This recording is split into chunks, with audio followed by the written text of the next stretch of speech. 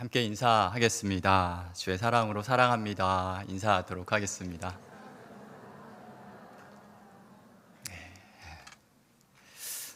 인사 나누신 것처럼 하나님은 우리를 사랑하십니다. 사랑하셔서 광야를 지나던 하나님의 백성들을 인도해 주신 것처럼 우리를 인도해 주십니다.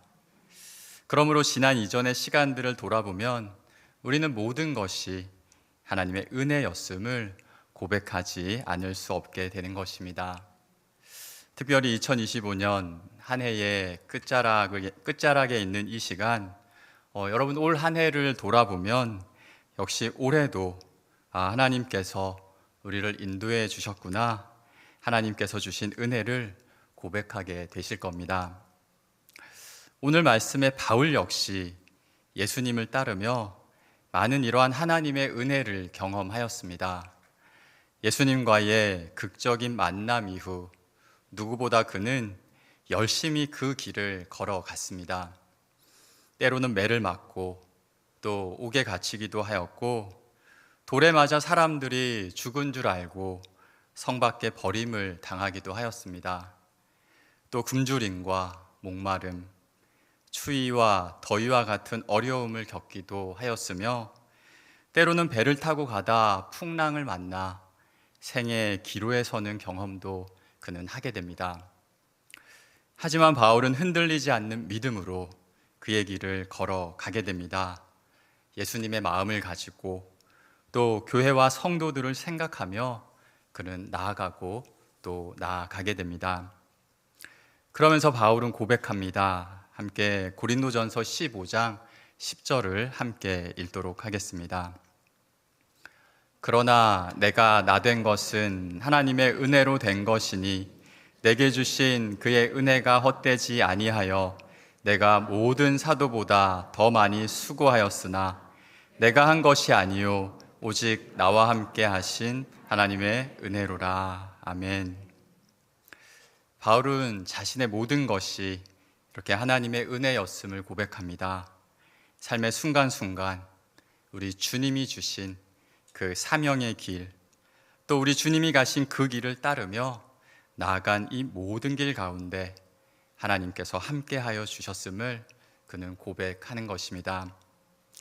그가 예수님을 만났을 때, 아니 그 이전 모태에서부터 자신을 택하시고 또 부르시어 주의 일을 감당하게 하신 그 지금까지 이렇게 하나님의 은혜로 달려왔음을 그는 고백하고 있는 것입니다.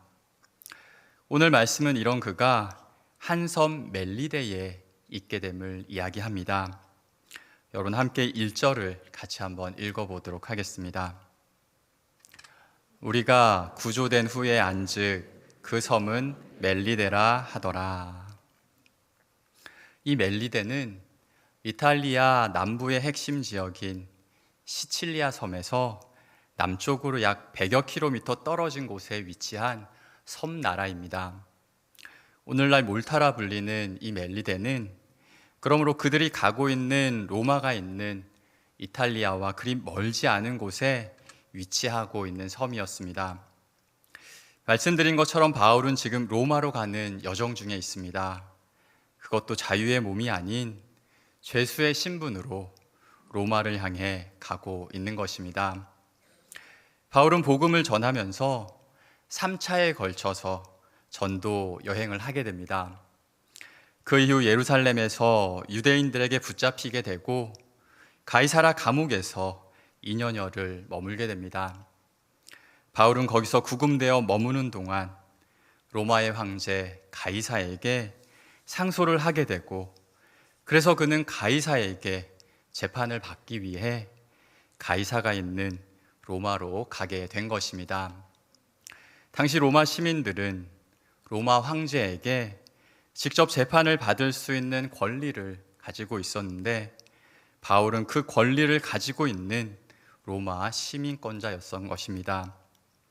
그래서 이 권리를 사용함으로 인해 로마 군대의 공식적인 보호도 받으며, 또 동시에 그가 로마에 감으로 인해서 비록 죄수의 신분이긴 하지만 거기에서도 복음을 전할 수가 있기에 이렇게 로마로의 길을 선택하게 된 것입니다.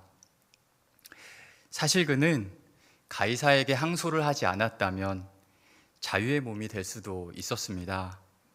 사도행전 26장 32절 말씀에서 아그리빠 왕은 총독 베스도에게 바울이 가이사에게 상소하지 아니하였더라면 그가 석방될 수도 있었을 것이라 라고 말합니다. 그들은 지금 바울이 감옥에 있어야 할 죄가 없음을 알고 있었던 것입니다. 하지만 바울이 로마 황제 가이사에게 상소를 하였기에 그들도 바울을 풀어줄 수가 없게 된 것입니다. 이제 그들은 바울을 로마로 보내야만 했습니다.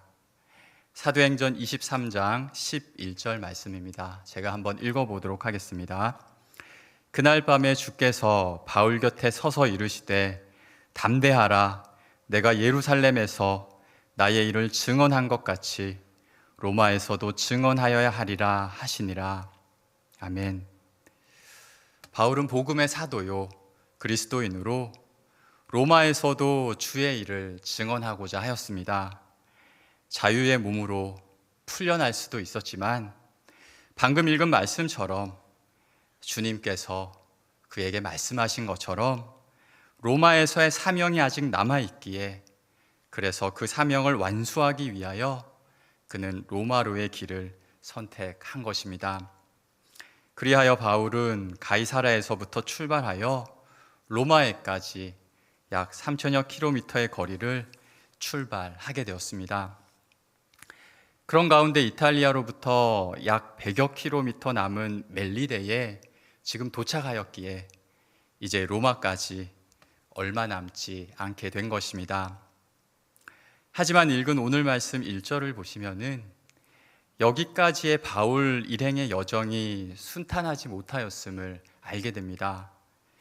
1절을 다시 보시면 우리가 구조된 후에 안즉 그 섬은 멜리데라 하더라 라고 말씀하고 있습니다. 그들이 지금 이 멜리데에 도착을 하였는데 배가 순적히 이동하여 그곳에 도착한 것이 아니라 그들이 구조가 되어서 멜리데에 도착하였다라고 말씀하고 있는 것입니다. 이것은 그들에게 무언가 도움의 손길이 필요했던 어떠한 일이 있었음을 우리는 알게 되는 것입니다. 그 손길이 없었다면 그들은 지금 이 멜리데에 도착하지 못하였을 수도 있는 것입니다.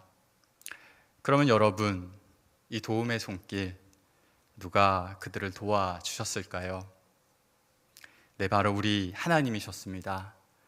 하나님은 오늘 바울과 함께 로마로 가는 이 모든 일행들을 도우시고 또 은혜 주시어 그들 276명 모두를 구조해 주셨습니다. 그래서 지금 그들은 이 멜리데 섬에 있게 된 것입니다. 하나님은 이렇게 여전히 바울에게 은혜를 주신 것입니다. 오늘 이 바울의 로마로의 여정과 그리고 멜리데에서의 하나님의 은혜를 나누며 우리도 그러한 은혜 가운데 함께 거하실 수 있으시기를 소망합니다. 하나님은 먼저 로마로 가는 바울에게 주의 말씀으로 함께하여 주셨습니다. 그 말씀으로 인해서 흔들리지 않고 믿음을 지키도록 인도하여 주신 것입니다. 로마로 가게 된 바울은 백부장 율리오란 사람의 호의를 받으며 일행들과 함께 출발합니다. 가이사라를 출발해서 배를 타고 그레데의 미항이라는 곳에 도착하게 되는데 도착한 때가 겨울이라 바울은 여기서 겨울을 보내고 가기를 사람들에게 이야기합니다. 배가 운행하기 힘든 겨울이 되었기에 바울의 말대로 하였더라면 좋았을 테지만 선장과 선주 그리고 많은 사람들은 거기서 머물기보다 미항보다 겨울을 지내기 나은 베닉스로 가자고 하면서 그래서 그들은 다시 출발을 하게 된 것입니다. 그들의 이 무리한 운항은 불행하게도 유라굴로라는 큰 광풍을 만나게 되고 배는 바람에 밀려 여기저기로 쓸려 가게 됩니다. 그래서 짐과 배의 기구들도 바다로 버려야 했고 또 그들은 여러 날 동안 어둠과 소망이 끊긴 가운데 지내야만 했습니다. 음식도 먹지 못하는 등 그 절망의 상황들이 이어졌기에 말씀은 그들이 구원의 여망마저 없어졌더라라고 말씀합니다. 예수님을 따르고자 또 복음을 전하고자 로마로 향한 길이지만 이러한 모든 상황들로 인해서 바울조차도 소망을 잃어버릴 수 있는 상황을 맞게 된 것입니다. 하지만 여러분, 바울은 그러한 어려움 중에 낙심하지 않습니다. 그는 하나님의 말씀을 힘입어서 요동하지 않고 또 자신뿐만 아니라 그 모든 일행들을 향하여 하나님이 주신 말씀을 선포합니다. 함께 사도행전 27장 24절과 25절 말씀을 같이 읽어보도록 하겠습니다. 바울아, 두려워하지 말라. 내가 가이사 앞에 서야 하겠고 또 하나님께서 너와 함께 항해하는 자를 다 내게 주셨다 하였으니 그러므로 여러분이여 안심하라. 나는 내게 말씀하신 그대로 되리라고 하나님을 믿노라. 아멘. 하나님은 바울에게 말씀하여 주셨습니다. 배를 제외한 모든 이들이 무사할 것이라는 하나님의 말씀을 바울이 듣게 되고 그는 이를 믿으면서 사람들에게 알리게 됩니다. 하나님은 황제 가이사를 향해 가는 바울이 무사히 로마에 도착하고 또 함께 가는 모든 이들까지 무사하게 될 것을 약속하여 주시게 됩니다. 그러한 하나님의 말씀을 믿기에 그는 모두가 낙심하는 그 상황에서도 흔들리지 않았으며 또 로마로의 길을 굳건히 걸어 나가게 됩니다. 이후 배가 두 물살이 만나는 얕은 곳인 모래톱에 걸리게 되지만 하나님이 말씀해 주신 대로 바울과 함께 항해한 이 모든 이들이 멜리데에 발을 딛게 되게 됩니다. 사랑하는 여러분, 바울에게 두려워하지 말아라 말씀하여 주신 하나님은 우리에게도 지금 이렇게 말씀하여 주십니다. 그리하여 파도가 치고 또 심하게 흔들리는 것과 같은 우리의 인생길에서도 역시 우리로 흔들리지 않게 하여 주시는 것입니다. 여러분, 매트 이 사각형의 사방을 스프링으로 연결해서 더 높이 뛰어 오르며 놀이도 하고 또 운동도 하는 트램폴린 아십니까? 예, 아이들은 방방이라고 이야기도 하는데요. 어렸을 때 여기서 뛰며 놀던 기억이 있으시는 분도 있으시고 또 어떤 분들은 운동으로 지금 하시는 분들도 계실 수 있으실 텐데 이 트램폴린은 바닥이 오르락내리락 움직이기 때문에 균형을 잡지 못하면 여러분 어떻게 됩니까? 예, 곧장 넘어지게 됩니다. 하지만 중심을 잘 잡고 있으면 넘어지지 않고 더 높이 뛰어 오를 수 있는 것이 바로 이 트램폴린입니다. 여러분, 이와 마찬가지로 우리의 삶이 이 트램폴린과 같이 항상 편편한 바닥을 걷는 것처럼 안정되어 있지 못하다 하더라도 우리의 마음 중심에 하나님이 허락하신 말씀을 모시고 산다면 우리는 흔들리지 않을 수 있으며 또 어떠한 어려움에도 요동하지 않고 오히려 더 높이 오르고 또 점프하는 삶으로 우리는 나아가게 될 것입니다. 그러므로 우리에게 주시는 말씀의 은혜를 마음 중심에 온전히 모시며 이 말씀으로 항상 승리하시는 우리 모두가 되시기를 축복합니다. 또 하나님은 멜리데에 도착한 바울 일행에게 귀한 만남을 허락해 주십니다. 힘겹게 멜리데에 도착한 그들을 멜리데의 원주민들이 맞아 주었던 것입니다. 말씀 2절 말씀을 같이 한번 읽어보도록 하겠습니다. 2절입니다. 비가 오고 날이 참해 원주민들이 우리들에게 특별한 동정을 하여 불을 피워 우리를 다 영접하더라. 아멘. 바다에 떠밀려 육지에 온 완전히 낯선 이들이기에 경계하며 호의가 아니라 바울 일행을 향하여 위해를 가하려고 공격할 수도 있는 상황이었지만 멜리데의 이 원주민들은 그렇게 하지를 않습니다. 오히려 그들을 극진히 환대해 주게 됩니다. 비가 오고 또 날이 추워지자 불을 피워 그들을 보호해 주게 됩니다. 바다 위에서 추위와 싸웠던 그들이기에 이렇게 따뜻한 불을 쬐며 그들은 얼었던 몸과 함께 아마도 마음까지도 스르르 녹게 되었을 것입니다. 그렇습니다, 여러분. 하나님은 로마로 가는 바울과 그의 일행을 먼저 하나님의 말씀으로 인도해 주셨고, 또한 이 원주민들과 같이 좋은 사람들을 만나도록 도와주셨습니다. 그들을 통해서 지친 그들의 몸과 마음을 하나님은 회복해 주신 것입니다. 오늘 말씀 7절을 보시면은 섬의 책임자, 그 섬에서 가장 높은 사람인 보블리오가 바울 일행을 정성껏 섬겨주는 것을 우리는 볼 수 있습니다. 바울과 일행들은 이러한 그들의 호의에 아마도 너무도 감사하였을 것입니다. 이들을 통해서 새로운 힘과 소망을 가지게 되었을 것이지요. 그러면서 말씀은 이러한 원주민들의 일방적인 환대가 아닌 바울도 그들을 섬겼고 또 그들에게 은혜를 베푼 것을 볼 수 있습니다.